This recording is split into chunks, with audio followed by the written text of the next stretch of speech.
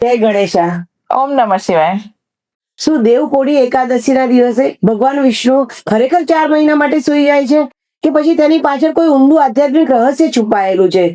તો ચાલો શાસ્ત્રોની દ્રષ્ટિએ સમજીએ. દેવપોઢી એકાદશી, જેને દેવશયની એકાદશી પણ કહેવામાં આવે છે, તે દિવસે ભગવાન વિષ્ણુ ક્ષીરસાગરમાં યોગ નિંદ્રામાં પ્રવેશ કરે છે.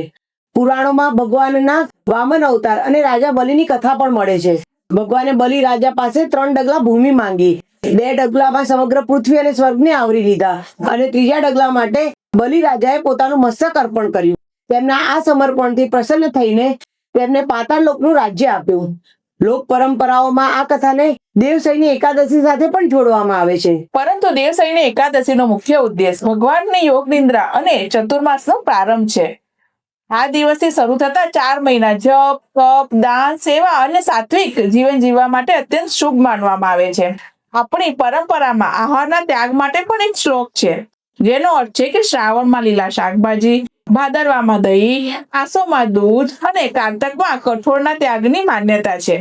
પરંતુ જો તમે આ બધા નિયમોનું પાલન ના કરી શકતા હોય તો ચિંતા કરવાની બિલકુલ જરૂર નથી. ભગવાનને કઠોર નિયમો કરતા નિષ્ઠા વધુ પ્રિય છે. તમારી શક્તિ પ્રમાણે એક નાનો સંકલ્પ લઈ લો, જેમ કે દરરોજ એક ઓમ નમો ભગવતે વાસુદેવાયની માળા કરવી, અથવા રોજ ઓમ નમઃ શિવાયની માળા કરવી, અથવા તમને જેમાં પણ શ્રદ્ધા હોય તેનો નામ જાપનો કે એવો તમે સંકલ્પ લઈ શકો છો. ડુંગળી લસણનો ત્યાગ કરી એકટાણો કરો, વિષ્ણુ સહસ્ત્ર નામનો પાઠ કરો, તુલસી માતાની પૂજા કરો. કારણ કે આ સમય ભગવાનને જગાડવાનો નથી, પોતાની અંદર સૂઈ ગયેલી ભક્તિને જગાડવાનો છે.